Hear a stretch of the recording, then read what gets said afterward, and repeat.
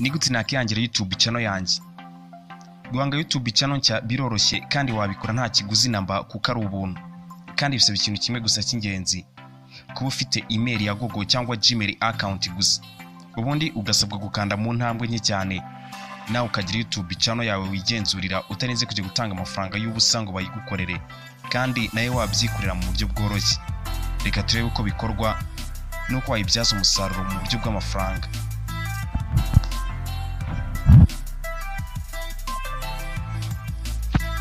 Uko wakifungurira umuyoboro wa YouTube wawe bakunze kwita YouTube channel.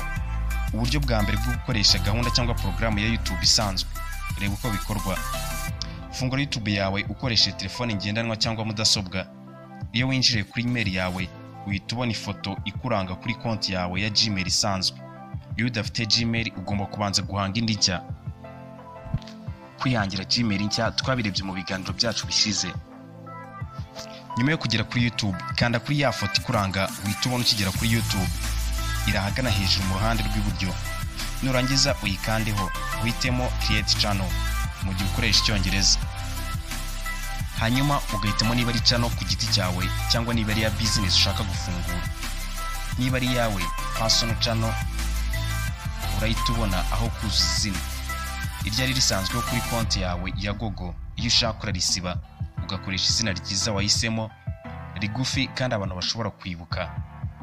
Nurangiza wemeze. Aho uraba hanze umuyoboro wawe wa YouTube mushya, aho ushobora gushyira video kuri YouTube cyangwa se uploading, gutanga ibitekerezo, comment, gukunda no kwanga amashusho, like and dislikes, gusangiza, share, kandi nawe ushobora kugira aba subscribers mu gihe abantu bishimiye ibyo ukora.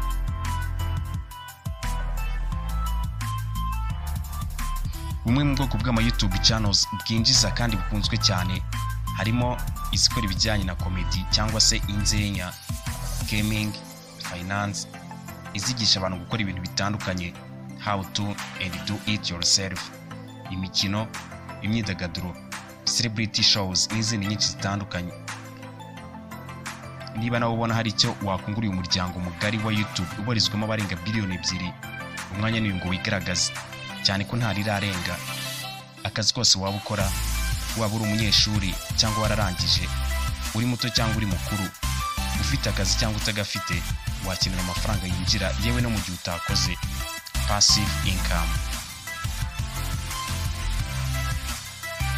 Ese warazi ko umuntu winjiza amafaranga menshi kurusha abandi bose ku rubuga rwa YouTube atari icyamamare mu muziki, umukinnyi wa filimi cyangwa rurangiranwa muri siporo, ahubwo ni umwana muto cyane w'imyaka 10 y'amavuko afashijwe n'ababyeyi be ashyiraho video aho abakina n'ibikinisho, maze bikaba byamwinjiriza agera kuri miliyoni 30 zose z'amadolari buri mwaka. Uyu ni umunyamerika witwa Ryan Kaj, channel yitwa Ryan's World.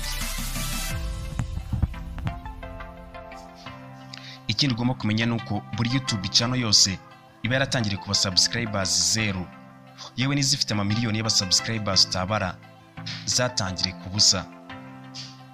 Ubutaha tuzababwira uko wapromotinga ndetse ukinjirizwa na YouTube channel yawe. Twaribiyemo ko wakifungura YouTube channel yawe mu buryo bworoshye, aho bisaba konti ya Google cyangwa Gmail gusa. Ubundi ugakurikiza inzira nke cyane maze ukihangira umuyoboro wawe wa YouTube.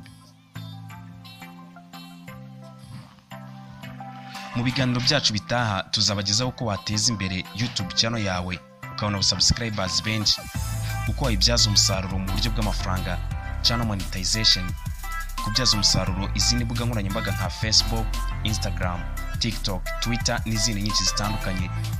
Tubagezaho kandi uburyo butandukanye wakoresha neza internet mu buryo bwunguka. Niba ushaka ko ibi byose bizajya bibageraho mu buryo bworoshye kandi vuba, kanda subscribe kuri YouTube channel yitwa Menya, ube yandikishije mu bizajya bita bigeraho bwa mbere. Mubaye mufite ikibazo, igitekerezo, icyifuzo cyangwa inyunganizi, mwatwandikira muri comment. Mwari kumwe na Mr. Buddha, Imana ibahezagire.